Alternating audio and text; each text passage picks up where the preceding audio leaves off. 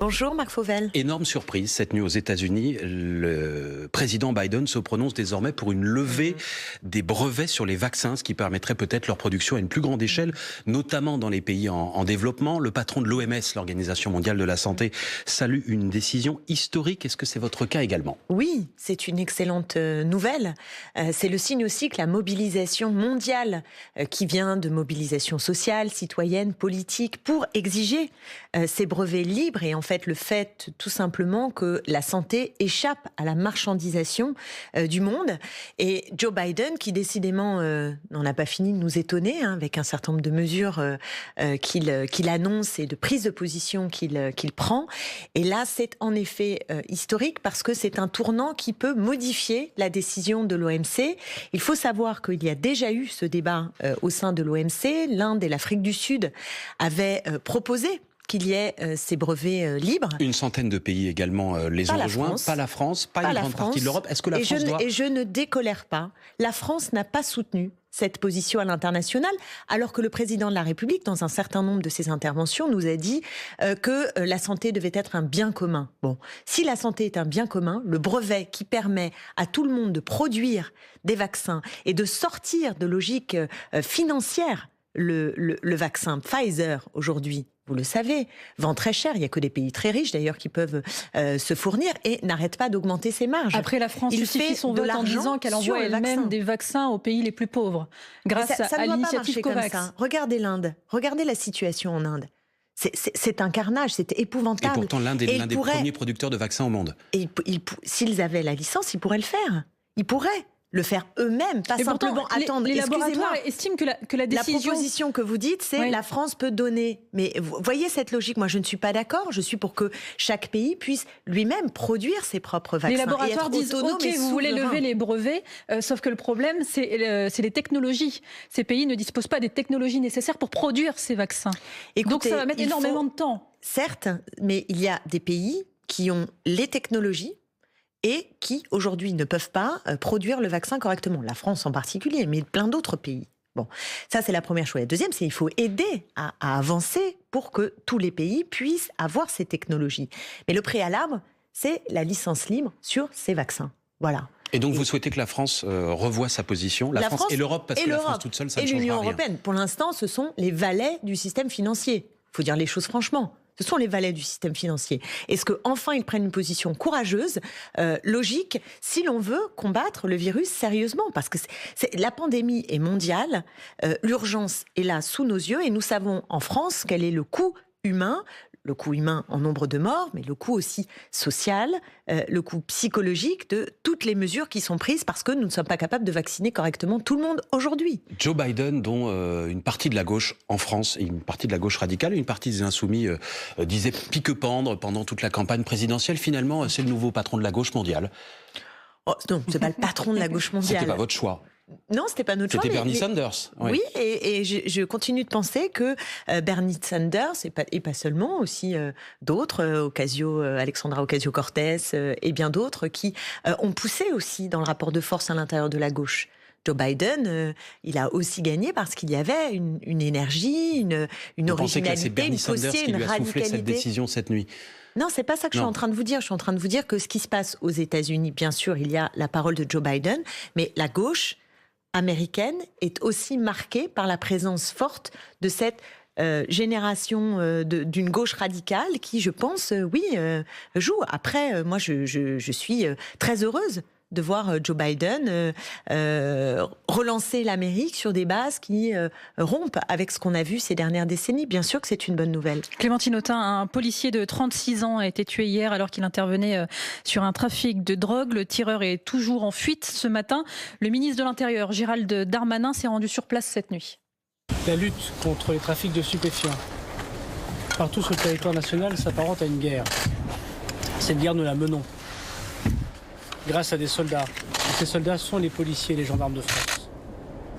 Aujourd'hui, un de ces soldats est mort en héros pour lutter contre ce trafic de stupéfiants. Vous êtes d'accord, c'est une guerre qui est menée contre les trafiquants et les policiers sont des soldats aujourd'hui ? Écoutez, un policier est mort dans l'exercice de ses fonctions. C'est abominable. Franchement, c'est abominable et je dois dire la stupéfaction qui a été la mienne quand j'ai vu cette annonce, en plus avec un corps du service public qui a été rudement mis à l'épreuve ces derniers temps par l'acte terroriste à Rambouillet.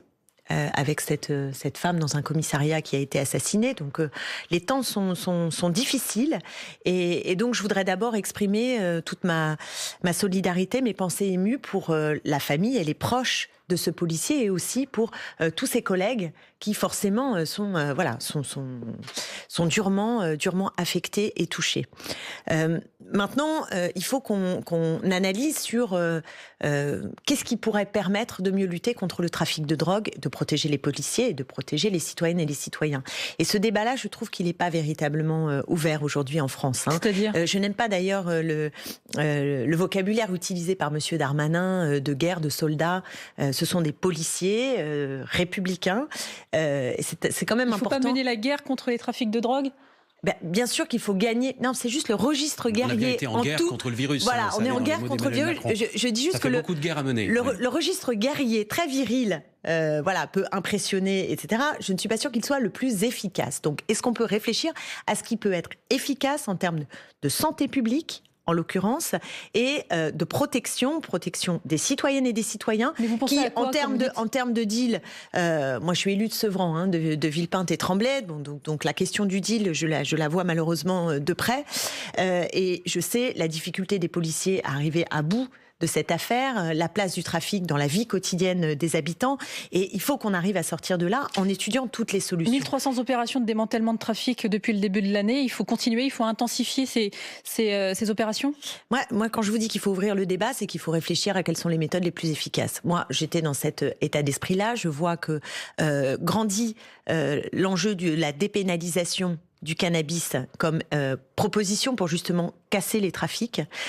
Je crois qu'il faut qu'aujourd'hui, on ouvre ce débat-là et que le gouvernement accepte de peut-être réviser la doctrine qu'il a aujourd'hui, puisque visiblement, elle n'est pas efficace. Même chez les partisans de la dépénalisation ou de la légalisation du cannabis, il y a un fait, Clémentine Autain, qui est que la substance qu'on trouve aujourd'hui dans le cannabis, le THC, la substance qui rend euphorique, on va dire ça comme ça, il y en a beaucoup plus aujourd'hui que dans le cannabis d'il y a 20 ou 30 ans. Pour dire les choses de manière un peu triviale, les joints d'aujourd'hui sont plus de ceux de mai 68. Ça change rien pour vous, ça ? Alors, si, pour moi, ça change, bien sûr, et ça m'inquiète. Mais si on dépénalise... justement, c'est pour aussi mieux contrôler ce qu'il y a dedans. Pardonnez-moi, mais c'est un des enjeux quand même. C'est de pouvoir mieux contrôler... qui contrôlera la qualité des produits et les taux de THC. Bien sûr, c'est un des enjeux. C'est un des enjeux. Donc moi je vous dis juste que si on veut pas simplement, montrer des muscles, avoir des propos qui sont inflationnistes, des lois répressives toujours plus fortes, mais la réalité que l'on voit, moi que je vois de près, c'est-à-dire l'impuissance à en finir avec ces trafics-là, eh bien moi je dis, ouvrons sérieusement le débat pour trouver quelles sont les voies les plus efficaces pour en finir avec ça. 8 ans. Toujours avec Clémentine Autain, députée de la France Insoumise de Seine-Saint-Denis et tête de liste au régional en Île-de-France pour le même mouvement. La droite... Et pour les communistes, et pour le parti animaliste, et pour la gauche démocratique et sociale. Vous citez la liste de tous les mouvements qui vous soutiennent. Ça, vous l'avez vu venir, ça, honnêtement... Et d'autres encore, Un mot sur les régionales. En PACA, la droite a finalement trouvé un accord. Elle soutient donc Renaud Muselier. Et en échange, il ne doit pas présenter de ministre ou de parlementaire en marche sur ces listes. Est-ce que c'est un bon accord pour empêcher le Rassemblement national de gagner ? Moi, j'ai le sentiment que c'est encore une digue qui saute entre des partis politiques. Alors, c'est-à-dire là, En Marche et la droite, au nom de la lutte contre l'extrême droite. Mais vous avez vu que les passerelles maintenant entre la droite En Marche, mais aussi d'un autre côté entre la droite et l'extrême droite. Attendez, je reprends simplement vos mots. Vous dites c'est une digue qui saute. C'est-à-dire que le fait que les marcheurs retirent leur liste pour que le RN ne gagne pas, c'est une digue qui saute. C'est-à-dire qu'En Marche, c'était ni à droite ni à gauche. On est d'accord au démarrage. Je vous parle, c'était aussi... Je vous parle d'un temps que les moins de 20 ans ne peuvent pas connaître, j'en conviens. Mais vous vous souvenez, c'était au démarrage, on avait En Marche qui devait être ni la droite ni la gauche. Bon. Et chemin faisant, on s'est rendu compte que dans la politique concrète d'Emmanuel Macron, la vérité des prix, c'est que c'était une politique très à droite. Voilà, et que en toute logique, les relations peuvent être, de plus en plus favorable à des alliances qui peuvent être soit des alliances concrètes, soit des... Le but, c'est de battre le Rassemblement national. Est-ce que dans ce cas précis, ça ne se justifie pas ? C'est En Marche. Nous avons une candidate. Nous avons une gauche qui est d'ailleurs en grande difficulté pour s'unir en PACA, ce que je regrette profondément.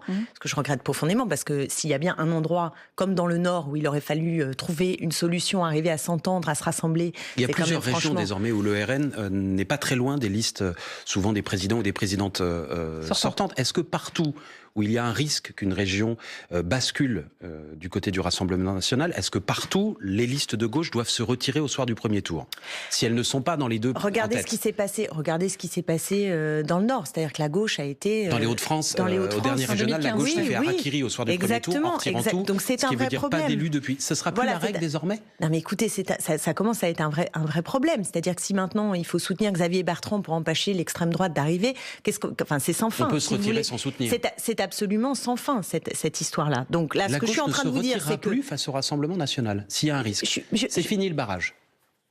Mais faire barrage, c'est aussi être capable de construire des majorités émancipatrices face à l'extrême droite. C'est pas toujours de s'effacer. Mais celui qui tranche, c'est l'électeur ou l'électrice. Bien, je suis bien d'accord avec vous. Si vous êtes à 10, 11, 12, 15% dans une région, s'il n'y a pas d'espoir de victoire, vous vous maintiendrez partout jusqu'au bout. Si vous allez dans cette logique, c'est sans fin. Et moi, je vous dis déjà, en 2022, où on veut nous imposer un duel Macron-Le Pen, alors qu'on ne sait absolument pas quelle sera la situation au soir du premier tour. Et d'ores et déjà, on est sommés toutes et tous d'expliquer qu'on va aller voter pour En Marche, puis demain pour la droite, pour faire barrage à l'extrême droite. Moi, ce qui m'intéresse déjà, c'est qu'on fasse barrage dans les idées. Je n'en peux plus du débat politique aujourd'hui où c'est un concours l'épine des idées d'extrême droite et nous sommes sommés sur chaque plateau d'aller expliquer que oui, on doit être près d'En Marche pour éviter l'extrême droite ou carrément se désister pour la droite pour empêcher l'extrême droite. Mais est-ce qu'on se pose la question des idées, des projets et des alternatives émancipatrices face à l'extrême droite? Vous êtes libre de faire campagne jusqu'au premier tour. Le premier tour se déroule. Il y a un résultat à la fin. J'imagine que vous y pensez. Est-ce que vous pouvez laisser le premier tour du premier tour? Vous faites quoi? Pardonnez-moi. Est-ce qu'on peut laisser déjà le premier tour se dérouler? Est-ce que ça c'est possible? Est-ce qu'on peut donner une chance à la gauche, et il le faut, qu'elle se remette sur pied, qu'elle se rassemble et qu'elle soit présente dans les assemblées régionales? C'est aussi un sujet pour reconstituer progressivement une alternative véritable à l'extrême droite, à la droite qui lui marche dans les pas, et maintenant à En Marche qui va prêter main forte au fond à la droite. C'est sans fin cette affaire. Clémentine Autain, vous regrettiez il y a quelques minutes qu'il n'y ait pas d'union en PACA, qu'il n'y ait pas. Vous avez cité donc la région PACA. Vous-même, vous êtes candidate au régional en Île-de-France, et il n'y a pas d'union aussi en Île-de-France, alors que le candidat de l'extrême droite du Rassemblement national, Jordan Bardella, est bien placé. Celle qui est en tête, c'est Valérie Pécresse, la candidate qui est soutenue par la droite, par les Républicains. Jordan Bardella à gauche. Jordan Bardella est bien placé en Île-de-France, trop bien placé à mon goût, et comptez sur moi. 19% dans notre dernière enquête, 32% pour Valérie Pécresse. Les trois listes de gauche sont entre 10 et 13, dont la vôtre. Précisément, nous allons voir le résultat au bout du bout de Jordan Bardella, mais comptez sur nous pour lui tenir tête fortement sur le fond pendant toute la campagne. Ça, alors là, vous m'aurez... Et pourquoi il n'y a pas d'union? Mais il n'y a pas aujourd'hui, avec 19% et aucun partenaire, je pense qu'il est encore très très très loin de menacer de prendre la région à Valérie Pécresse. Nous sommes les seuls à pouvoir le faire. C'est-à-dire qu'il y a 3 listes, mais les 3 listes au second tour, je l'espère, fusionneront. Et en tout cas, moi, si je suis en tête, je l'ai toujours dit, je prendrai mes responsabilités pour qu'il y ait le rassemblement avec Julien Bayou et Audrey Pulvar. Et à ce moment-là, nous sommes en capacité, et nous sommes les seuls en capacité de battre la droite. Si vous êtes derrière Julien Bayou, l'écologiste, ou derrière Audrey Pulvar... Je vous demande de poser la question, et je suis sûre que vous le ferez à Julien Bayou. C'est plus facile de faire l'union quand on est en tête. Et Audrey Pulvar, pour qu'ils s'engagent à faire le rassemblement. Voilà. Mais vous vous engagez à le faire dans l'autre sens. Exactement, je m'engage à le faire si je suis en tête. Si vous n'êtes pas en tête de la gauche, vous rejoindrez les 2 autres listes. Vous fusionnerez. Je pense que c'est celui ou celle qui est en tête qui a la responsabilité de construire le rassemblement. Donc moi, je m'engage, si je suis en tête, à mettre toute mon énergie pour y parvenir. Parce que ce qui est étrange, Clémentine Autain, c'est qu'aujourd'hui, par exemple, vous publiez un court essai... Mais si on pouvait parler du fond sur les régionales, c'est très bien. J'y arrive, là. Vous publiez un court essai qui donne les grandes lignes de ce que vous proposez pour la région. Gratuité des transports pour les moins de 18 ans et les plus précaires, construction de logements sociaux, un plan vélo aussi. Sur le fond, qu'est-ce qui vous différencie d'un Julien Bayou ou d'une Anne Hidalgo pour pouvoir... d'une Audrey Pulvar. Anne Hidalgo n'est pas encore candidate au régional. Qu'est-ce qui vous sépare sur le fond pour ne pas vous unir dès aujourd'hui? Alors, d'abord, moi, je ne cherche pas le jeu des 7 différences avec Audrey Pulvar et Julien Bayou. Et quand j'observe qu'il y a des convergences, en fait, je me réjouis. Parce que ça veut dire que le second tour, nous allons pouvoir nous rassembler. Est-ce qu'on aurait pu le faire dès le premier tour? D'abord, comme vous le savez, nous avons des formations politiques différentes, des histoires différentes, des profils de candidatures différents. C'est une réalité. Julien Bayou, quand il est entré en campagne, comme partout en France, a affirmé le rassemblement des écologistes, point à la ligne. Et Audrey Pulvar, quand elle a appelé au rassemblement à gauche, a exclu d'emblée les insoumis. Donc c'est les partis qui empêchent de se rassembler. J'en ai pris acte, j'ai toujours tendu la main. Nous sommes devant cette situation et le dépôt des listes est le 17 mai. Donc je peux à nouveau tendre la main, mais voyez bien que là nous sommes... voilà, on est dans cette situation. Donc je me réjouis quand il y a des convergences et je pense que les électeurs et les électrices, en nous entendant, voient bien qu'il y a des nuances, mais pas d'incapacité à se rassembler au second tour. Mais ce qui compte, c'est sur le fond. Moi, je suis convaincue d'être la meilleure antithèse à Valérie Pécresse. Je pense que j'ai le projet le plus cohérent pour faire basculer notre région et à la fois assumer le choc de solidarité que je propose dès juillet pour les franciliennes et les franciliens dans un moment de grand carnage social et ensuite une bifurcation sociale et écologique qui signifie un changement en profondeur du modèle de développement francilien qui partirait des besoins véritables des habitants et non pas de l'obsession de la compétitivité, de la concurrence de tous contre tous que mène Valérie Pécresse avec, en bout de chaîne, des inégalités sociales et territoriales qui explosent en Île-de-France. Moi, les cités dortoirs d'un côté et les centres d'affaires de l'autre, eh bien, je ne suis pas d'accord avec ce modèle de développement qu'a accéléré Valérie Pécresse. C'est pourquoi il faut ce changement et il me semble que je suis la mieux placée pour l'incarner dans cette campagne francilienne. Le 8-30 France Info, Salia Bracchia, Marc Fauvel. Clémentine Autain, la France va franchir aujourd'hui un cap sur la vaccination. Un Français sur 4, parmi toute la population, sera vacciné aujourd'hui. Est-ce qu'il est temps pour vous de changer de critères, d'abandonner les critères d'âge ou de comorbidité et d'ouvrir la vaccination à tout le monde aujourd'hui? Le problème surtout, c'est le nombre de vaccins et la méthode pour vacciner. Évidemment qu'il faudrait vacciner tout le monde, mais nous n'avons pas suffisamment de doses. Donc, 1 million d'AstraZeneca pas utilisé en ce moment. Voilà, donc dans le cadre... D'abord, on a une pénurie. Alors, AstraZeneca, c'est particulier. Oui, mais 1 million en ce moment et la courbe ne progresse plus sur l'AstraZeneca. J'entends bien, mais il y a un problème d'inquiétude des Français sur l'AstraZeneca, il faut quand même le dire. Bon, mais globalement, la stratégie du gouvernement est quand même pas du tout opérationnelle. Nous n'avons pas été bons pour avoir suffisamment de doses et la stratégie de vaccination... Nous, c'est qui? C'est la France ou c'est l'Europe? La France, l'Europe, les deux. Vous savez, moi, je n'ai pas de souci à dire que c'est et l'un et l'autre. Idéalement, si on avait pu avoir une bonne stratégie européenne, ça aurait été bien. Mais visiblement, ça n'est pas le cas. Donc, c'est le chacun pour soi. Et dans ce chacun pour soi, je ne trouve pas que la France a été particulièrement efficace, pour le dire avec euphémisme. Donc, ça a été l'inverse du chacun pour soi, pour le coup, les commandes de vaccins, puisqu'on a fait le choix de les commander à 27. Alors, écoutez, il y en a qui s'en sortent un peu mieux que d'autres. Vous l'aurez remarqué. J'ai l'impression qu'il y en a d'autres qui s'en sortent mieux, non? Vous ne trouvez pas? Non, non, mais allez-y, vous dites qui? Oui, les Allemands, par exemple, non?